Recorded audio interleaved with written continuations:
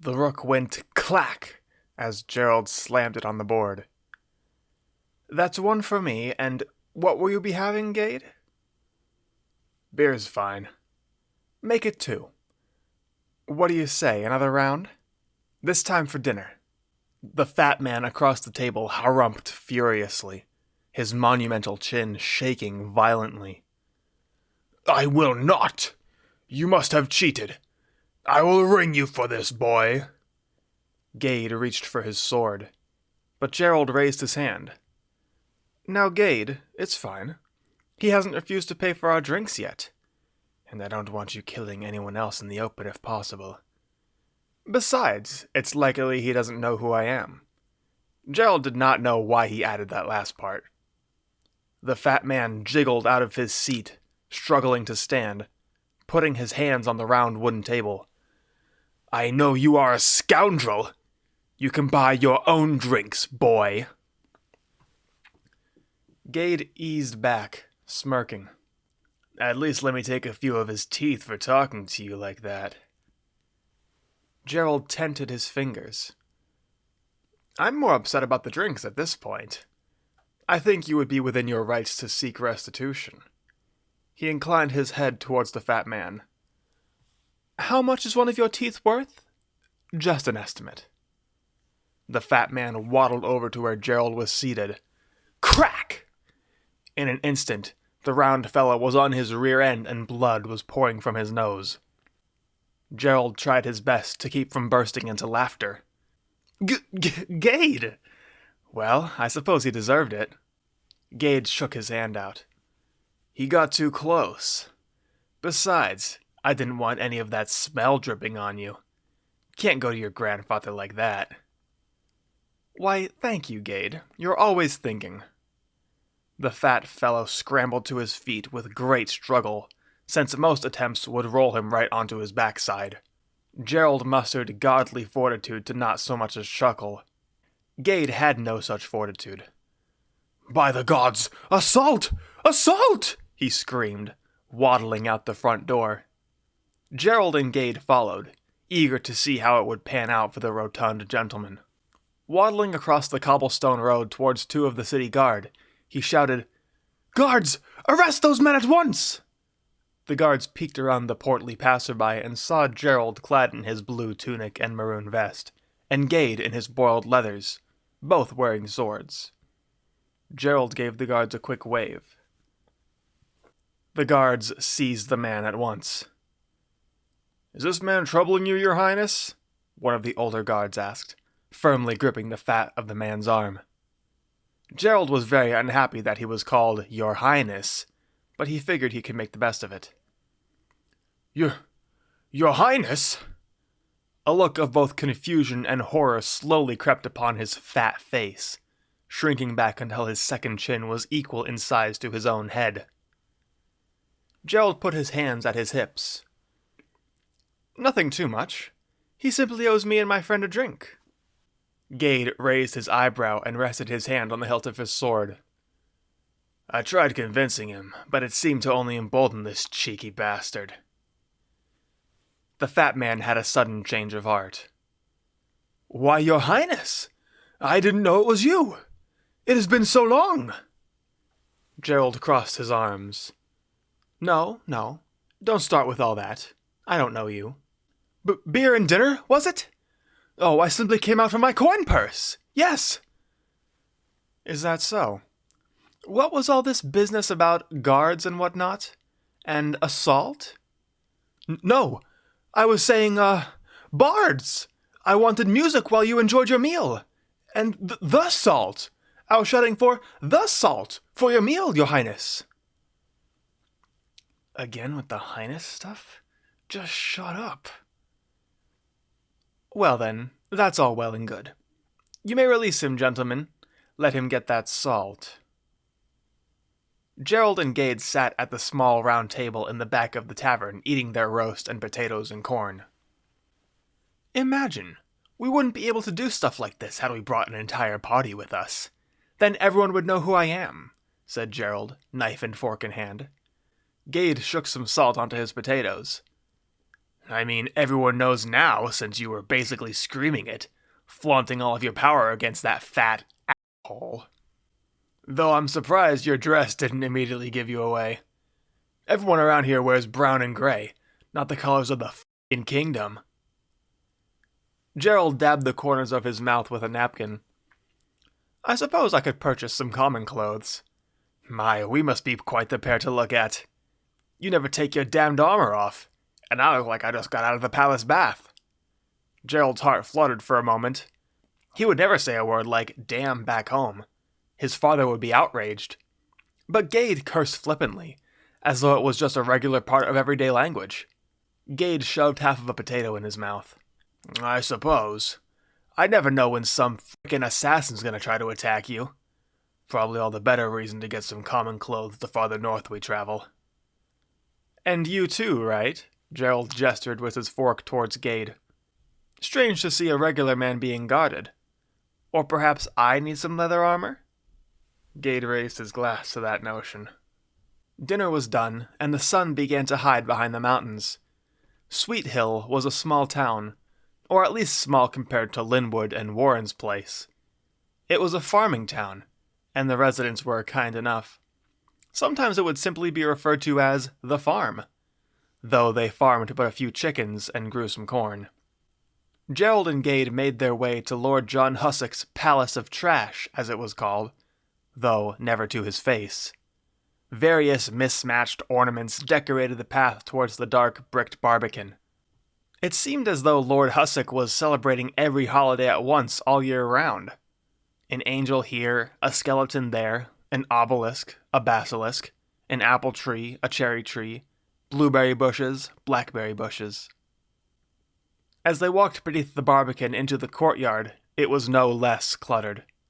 Chairs and benches nobody would ever sit at encircled tables nobody would ever eat at. Tents and gazebos were strewn almost randomly beside ponds and pools. Lord John was never going to hold a party here for the rest of his life, so there was no reason to have so many amenities. They had been used in the past for huge gatherings, family reunions, parties, and feasts.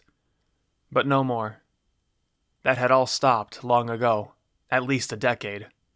Some of Gerald's first memories were in that courtyard, playing with other children, coming up with games, pretending they were knights. He always liked to be the Black Knight, a villain that had a pet wyvern. Right as they were going to enter the door, Gerald stopped. Now, Gade, I'm going to need you to shut up.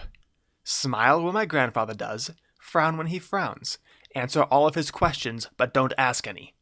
Understand? Gade was miffed. What's that all about? I would like to stay in his good graces, if at all possible. That's the only reason we stopped here at all, otherwise I would have kept traveling. Once, he didn't speak to his son for 10 years. 10? That's more than half as long as I've been alive. If you say anything, make it a compliment. He is entirely vain. My lord, what a bunch of frickin' gazebos you have! Like that, but less sarcasm in the tone, and no swearing would be great. Inside the keep, a multitude of cabinets and glass shelves covered the walls, along with numerous portraits of him and his wife, his children, and their children, one of which was Gerald himself. Inside the glass were dolls and figurines. A miniature house, a teapot, a thimble, a boy and a girl holding hands, and just like outside, decorations for each holiday. Lord John had an affinity for rugs also. There were roughly 200 throughout the castle, each bought on a trip to an exotic land, and all completely mismatched. Gerald entered his grandfather's parlor, with rugs on the floor and paintings on the walls. Hello, grandfather. It's wonderful to see you again. You appear to be in good health. Oh, Gerald. I'm glad you're here. Let me put a pot of tea on for you. Lord John was a very old man, but tending to his garden had kept him spry. He was not all that tall, but it seemed that nobody had told his ears or nose that he had stopped growing. Yes, tea would be wonderful. Thank you. Lord John grew his own tea leaves, and he always put mint in his blend. Gerald had always liked it whenever he came to stay. "So, your father being the king? How about that?" Father had been king for at least 3 years, but there wasn't too much to talk about. Or perhaps Lord John in his old age had simply not realized how much time had passed. "Oh, yes. It's quite something. He has taken quite a liking to it all. His ambitions are impressive, to be sure, and I'll be getting plenty out of it if all goes well." "Good, good. How about your brother and sister? How are they?" A dangerous question if answered incorrectly. "Busy," he lied. "Father gives them many duties that take up a lot of their free time. In truth, their duties took less than an hour at most each day. His siblings were awfully lazy, but there had to be a good reason why they hadn't come to see their grandfather in such a long time." "You know something, Gerald? I remember when you were just a little one." "Oh, here we go." "Your sister loved the red room, and your brother loved the blue room, but you always took to the brown room. Lord Hussock's castle had a room for every color, each identical to the last in all but shade. A red room, a green room, yellow, orange, purple, pink, black, white, and many more. They all had a musty smell to them, but it wasn't too bad. It was reminiscent of childhood. Yes, if I had only kept my love of earthen tones." Grandfather, you wouldn't happen to have any leather armor I could borrow?" I just imagined myself traveling around the countryside like my grandfather, seeing all of the sights and taking trinkets to remember them by. That notion almost brought Lord John to tears. "Why, as a matter of fact, I do. Come to my armory, I'll take you." Gerald knew how sentimental his grandfather was. Every object, every doll, every decoration, every rug, every trinket, every cabinet or desk or chair or flower or gazebo had a story and memories attached to it. Gerald supposed that memories were something precious to someone so old, since it was all he had left. All of his children had their own lives, their own families, their own aspirations. Most of them visited quarterly, but that wasn't nearly enough. Gerald felt sorry for his grandfather for a minute, until he remembered why very few people came to visit, and those who did made it sparse. Countless frivolous arguments, misunderstandings, and hurt feelings drove many away. Lord Hussock's armory was filled with garbs and armors from every place he ever visited. A sheepskin jerkin from the shepherds in Mifflin, wizard robes from the college in Adavi, a bright pink-colored outfit covered in frills and buttons from Rueda, the armor that the acrobats from Prado wore to battle that looked like a shingled roof, a crocodile skin vest crafted by hunters in Tebro, and deer leather armor made in Larksvale. "This is the armor I wore when I was about your age, when I went to the East." Lord John had gone to the East in his late 20s. "I want you to take it with you. Make more memories in it for me." Gerald mustered a tear. "Why, grandfather, I would be honored." In truth, though he had no problem doing something for his grandfather, he just wanted to see if he could get a disguise he wouldn't have to pay for. He had no lack of coin, but he didn't want to spend any. He thought about asking for a few outfits from the north, but he didn't think he could push it that far. "Thank you for all you've done for me. The tea, the brown room, the armor. I am truly grateful." Gratitude was as good as gold here. "Oh, you're welcome. Gerald, please." Lord John held out his arms to embrace Gerald. They hugged for a moment. "How long are you going to be able to stay here with me?" "Just until tomorrow, unfortunately. They are expecting me in Rueda." The look on Lord John's face was almost enough to make Gerald want to stay another day. Almost. Gade was quiet. They rose early the next morning and set off for Valorhold, but not before stopping to visit a certain fat man. Gerald removed his large chin for him with his dagger. Welcome to the Storytime Saturday podcast. My name is TGD, and I am your host today and every day on Storytime Saturday. I am the only host on this show, so today we're continuing our look at my friend fiction called Kings and Castles. Now, here in this chapter about Gerald, there are some people that show up that are inspired by people in my own life, and I hope no one ever listens to this who knows who would listen to this listen to the story and know who the characters are inspired by, hopefully. So I want to be a little bit more structured than I was last time, so I wrote down some notes. First, I want to go over the writing aspect. And honestly, reading this, it's very readable. There are some formatting issues. Things need to be separated so you know exactly who's talking, and paragraphs need to be separated so you know there's a change of scene. But other than that, it's very readable. It's very adverb heavy. I think right here, the fat man across the table harumphed furiously, his monumental chin shaking violently. 2 adverbs in one sentence. Now, every quote ever is attributed to Mark Twain, but supposedly Mark Twain said that adverbs are the tools of a lazy writer. So that made me want to, in my later writings, if I ever see an adverb, I try to get rid of it. Because seeing an adverb, like, people make YouTube videos, they talk about it, they say, if you use adverbs, that pegs you as a lazy amateur writer. So I don't want that to be me. And at this point, you can see there are things such as T-bro. There's where is that at? Let me look at it. Yeah, acrobats from Prado wore armor that looked like a shingled roof. Crocodile skin vest by the hunters in T-bro. Prado and T-bro never show up in the rest of the story, I don't think. Maybe they're mentioned?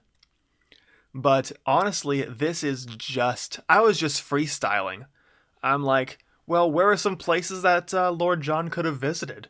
What about, like, some not tropical, but like jungle place where they hunt crocodiles? Yeah, that'll be named T-bro. That'll be T-bro, and he went there and they gave him a crocodile skin vest.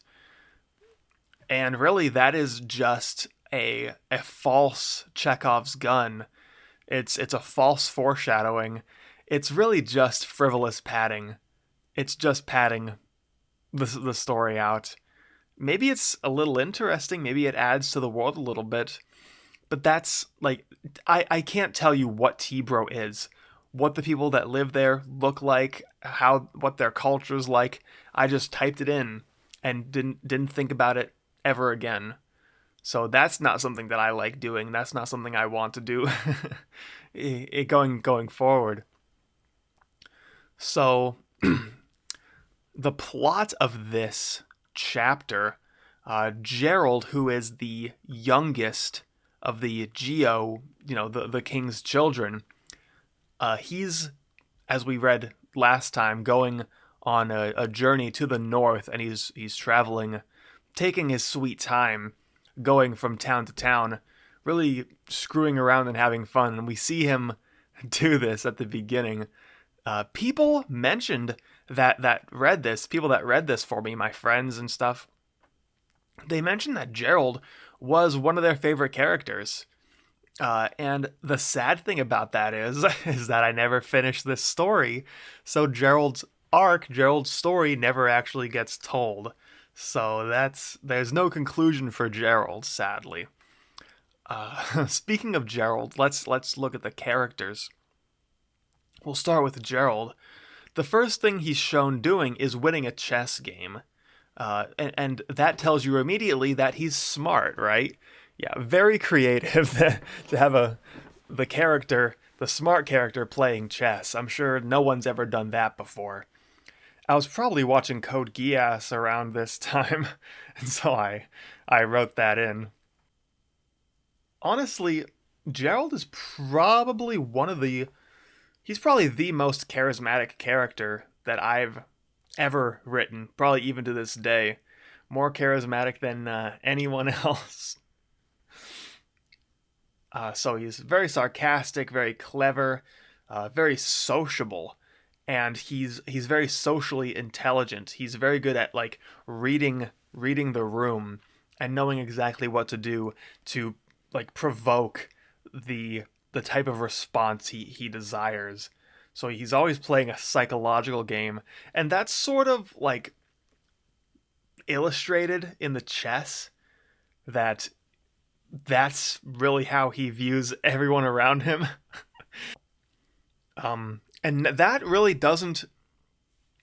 doesn't come through that he's really just a manipulative person in this initial chapter. This initial chapter, you're like, hey, this guy's cool. This guy's kind of awesome and and cool, right?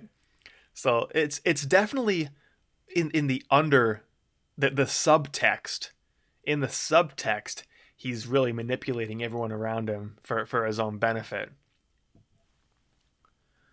And I want you to tell me your theories about Gerald, things that you're picking up about him, what you think about him, picking up on things like him playing as the Black Knight when he was a child, that he wanted to play the villain.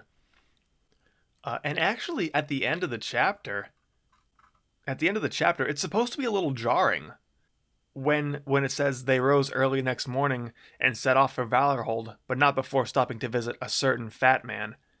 Gerald removed his large chin for him with his dagger. You're supposed to go, wait a second. Did he kill that guy? Did he kill that guy he was playing chess with? Yes, he did. He did. He went and he murdered that guy. So you're supposed to read that and go, whoa, where'd that come from? So, did he kill that guy? Yes, he did. I know for myself when I was younger, I actually was kind of devious. Uh, you know, I love the Lord. That's no secret on this channel. So honestly, as I'm getting older and maturing, my deviousness and plotting and scheming has been whittled away over time, and I don't cause conflict on purpose anymore. Uh, I don't know if I could. I don't know if I could bring it, if I could bring myself to purposefully cause conflict and strife, but it's something I used to do, and I always felt really powerful because of that. I'm like, I have this superpower that I can make anyone do what I want. I know exactly what to do to trick them into doing whatever I want. And I still could do. I mean, I tried doing that for a little bit. There was this girl that I tried to trick into liking me, and I came clean. I'm like, okay, listen, this is all a sham. I don't actually like you. I don't I don't want to do this. I'm trying to like trick you to into liking me. And she didn't care. She's like, I don't care. So let's anyway, you said you wanted to meet up or whatever. I don't know. It was goofy. That's how that I imagine that's how this character started. Since all of these Geo characters are like a part of my personality that really um, are personified and take on their own legs and become their own characters. So, same thing with Gerald. He evolved into his own character, but I think that's how he started. So, more will come out about Gerald later. There are more Gerald chapters that we'll go through, but really, um, Gerald is the most powerful sibling. He's the youngest and he's the most powerful because he's as popular and sociable as Jeffrey. He's as smart as Georgine, and he's as ambitious as the king. So Gerald is a really cool, but he's young. But he's the most powerful of the siblings. Now I want to talk about this character, Gade. And to tell you the truth, I'm going to tell you the truth, okay? Gade is just a copy and paste of Bronn from Game of Thrones. I remember reading about Bronn, and he was honestly one of my favorite characters. I know George talks about, George R. R. Martin talks about Bronn being a side character. He's like, this guy will show up for this one chapter, and then I don't think I want to do anything with him. But he really, took on a life of his own, and he's like, hey, that's cool. And then he's a fan favorite character now, and he was my favorite. He's my favorite because he's not anyone important. He's just some guy. He's not highborn or anything. He's not one of the a member of any of the great houses, but he's gathering power for himself. The last time we see him, he has like an army of 5,000 people at some castle. He's hiring a bunch of sellswords, and people in King's Landing are like, we got to find out what Bronn's doing. We can't let him continue to do this. He's planning something. He's planning something big. And I'm like, yeah, this guy he's gonna topple all the great houses. This guy who's just a side character. But I like the idea of the rich um noble traveling with his mercenary bodyguard slash best friend. I always like that. So Gade and Gerald get along well. They're like best friends, and they like having fun together. You can see as in the chapter as they're just torturing this fat man, hustling him at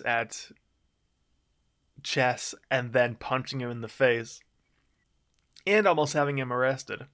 Now, part of Gade's character is that he curses a lot, and I know if any of my Christian friends and family are listening to this, they definitely wouldn't enjoy the language. But I think for characters, the language that they use will tell you a lot about what kind of person they are. The type of language they use, how they structure their sentences, and what words they use tell you a lot about it. It can tell you a lot about their background. You can infer a lot from it. So you can infer what kind of person Gade is from him just, flipping off curses and stuff. And sorry for like beeping it out like that, but I'm not actually saying the word because I myself do live an SFW lifestyle, a PG lifestyle, if you if you will. So very little cursing, if any. Um, Now, also something that's just a little bit of a tidbit. Gerald mentions Gade. When Gade is reaching for his sword, Gerald says to himself in his head, "And I don't want you killing anyone else in the open if possible." So we know now that Gerald has been to Warren's place. Now we go to Warren's place later and see what that place is like. But he's already been there and he's moved on to Sweet Hill. Sweet Hill is the home, of course, of Lord John. Now, Lord John is based on someone I know, and I hope that no one who knows who this is based on ever listens to this because it's not hard to figure out who it is. Honestly, this portrayal is pretty cool, honestly. The Lord John character, Gerald doesn't think very highly of him, but he's actually kind of a cool character because everything he has this the Palace of Trash, as it's called, but it's all trinkets that he's collected from all of his adventures. When he was young, he was an adventurer, and he went out. He traveled the entire world, and he picked things from here and there, and like Gerald surmises, he assumes that he keeps all of these material possessions around him. He's very materialistic and sentimental because they remind him of the adventures he had, and the people he was with and the things that he did, since he's old and he can't do that anymore. So he's surrounded himself with memories. He surrounds himself with things to bring back those memories. So Lord John is a minor character. I don't think he shows up again. Something I want to mention about Lord John's castle. He mentions that Gerald likes the brown room, and that is a reference. If you go onto my YouTube channel, there's a playlist called The First Stories I Ever Wrote, and that was back when I was like 12 years old. There was Archano's castle, where it was a very similar situation, where there was a room of every color, and that itself is a reference to the stories my grandmother would tell me when I was a young child. There were these two mice named Yash and Stosh, and they lived in a giant tree, and it spiraled. There was a spiral all the way up, and every few steps had a new room, and each had a different color, a different theme. You would go into the red room and turn on the red light, and put on the red TV and get under the red blanket and put your head on the red pillow, and then the next person would be in the blue room, and they go into the blue bathroom and pull back the blue shower curtain and turn on the blue water. And this was something that really stuck out in my mind from those stories, because it's one of I remember the more ridiculous things too, of course, like Goldilocks accidentally defecating in the pool, and the pool having to be flushed with a giant chain. But the specific repetition it was almost hypnotic. He went to the red room and turned on the red light, and went to the red TV and grabbed the red remote and put on the red channel, and went to his red bed and got under the red blanket and put his head on the red pillow. Something about that, the rhythm of it, really set me right to sleep when I was a child. So that's something that shows up in my writings a lot. The stories my grandmother would tell. I think that's the only reference in this entire story to my grandmother's Yash and Stosh stories. So thank you, Nana. You inspired my writing career with those stories. So come back next week. Next week we go to the Seven Holds, which is in the east. There's a major conflict. The prologue happens in the east, where this silver demon is around, and he's on a rampage, attacking people on the road. So come back next time, and we'll go to the Seven Holds and see what's going on there. And this is where the Friendfiction proper comes in. A point of view character is based on a very good friend of mine next week, and he even has the same name. So I want you to come back next week, check it out, subscribe to the YouTube channel, the underscore Chalice YouTube channel, or wherever you may be listening. Make sure you follow, like the video or like the audio, wherever, whatever. Go and check out some of my other stuff. There's that, like I mentioned, the First Stories I Ever Wrote playlist on my YouTube channel. On Spotify as well as YouTube, there is the Girl with the Guns, my Storytime Saturday, the previous story I read for the Storytime Saturday podcast. They're each about 15 minutes long. There's an audiobook version, and there's a text version on Wattpad. So go check those out. I'd like you to check those out and get consume some more of my content. I would appreciate that. So thanks for being here. Thanks for hanging out at the Storytime Saturday podcast. It's great. I appreciate you. I appreciate that you've been here. So I'll see you next week. I'll see you next week, and we'll have some more fun together. Thanks, appreciate you.